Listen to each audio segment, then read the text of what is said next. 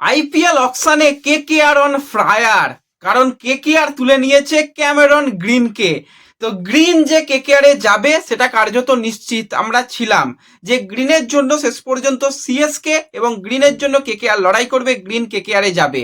কিন্তু গ্রিন ছাড়াও আরো যে সমস্ত 10 জন প্লেয়ারকে নিয়ে কথা বলেছিলাম তার মধ্যে কেকেআর অলরেডি 2জন প্লেয়ারকে নিয়েছে। আর এই 2জন প্লেয়ার এসে যাওয়ায় কেকেআর অনেক বেশি শক্তিশালী হয়ে গেল, ডেফিনেটলি বলতে হয়।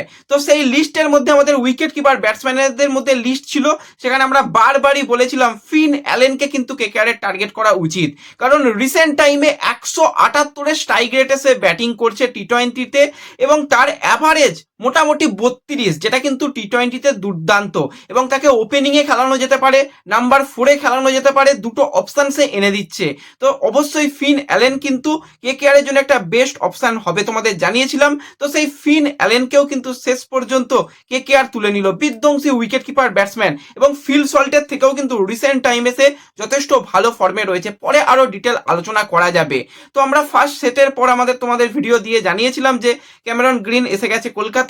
তো তারপরে সেটগুলোকে নিয়ে যদি আমরা কথা বলি, তো তারপর ছিল অলরাউন্ডার সেট, সেখানে কিন্তু লিয়ম লিভিংস্টন, তাকে কিন্তু আমরা আনসোল্ড হতেও দেখলাম। ভাই এটাও সম্ভব, লিয়ম লিভিংস্টন আনসোল্ড গেল। এবং তারপর রাচিন রবীন্দ্রা, সেও আনসোল্ড গেছে। হাসারাঙ্গাকে কিন্তু 2 কোটি টাকা দিয়ে লগ্নো সুপার জায়েন্ট তারা দলে নিয়েছে এবং যথেষ্ট ভালো, এটা স্মার্ট ডিল। এবং ভেঙ্কটেশ আইয়ার, তাকে নিয়ে যথেষ্ট ভালো লড়াই হয়েছে। কেকেআর কিছুক্ষণ লড়াই করলেও কিন্তু শেষ পর্যন্ত আরসিবি ডিফেন্ডিং চ্যাম্পিয়নদের দলে কিন্তু ভেঙ্কটেশ আইয়ারকে আমরা খেলতে দেখব।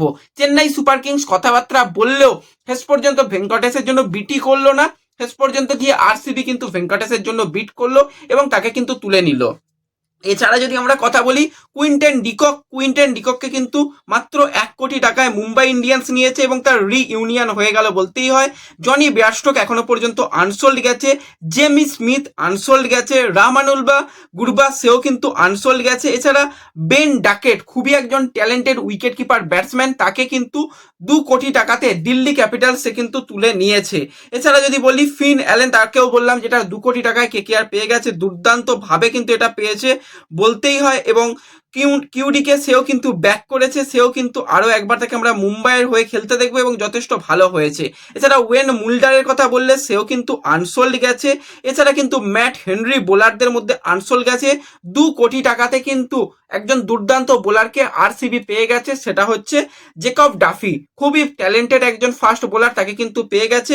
আকাশদীপ, সেও কিন্তু আনসোল্ড গেছে। এছাড়া জেরাল্ড কুইটজে আনসোল্ড গেছে। তো এরা কিন্তু আনসোল্ড গেছে। এবং মাতিসা পাথিরানা, যে তাকে চেন্নাই ছেড়েছে, তাকে খুব একটা প্ল্যানিং এ রাখছে না, কারণ তার বোলিং অ্যাকশন কিছুটা চেঞ্জ হচ্ছে, বেশ কিছুটা ইনজিওর্ড থাকে, রিসেন্ট টাইমে ফর্মও কিছুটা ডাউন, সেই কারণে ছেড়েছিল এবং তার জন্য কোনো রকম বিড নয়। তারপর জন্য অনেক দল বিট করলো, বিট করে যথেষ্ট দাম বাড়িয়ে দিয়ে 18 কোটি টাকাতে কিন্তু শেষ পর্যন্ত কেকেআর নিল। ব্রাভোর সাথে কিন্তু পাথিরানার কাজ করার অভিজ্ঞতা রয়েছে এবং খুবই ভালো কাজ করেছে। তো সেই কারণেই কিন্তু পাথিরানাকে আরো একবার কিন্তু ব্রাভো এবং পাথিরানা সেই জুটি আমরা এবার দেখতে পাবো। কেকেআর এর হয়ে 18 কোটি টাকা দিয়ে নেওয়া হয়েছে। এছাড়া কিন্তু অ্যান্ড্রিজ নর্চে, তাকে কিন্তু 2 কোটি টাকাতে এলএসজি তারা দলে নিয়েছে। রাহুল চাহার আনসোল্ড গেছে।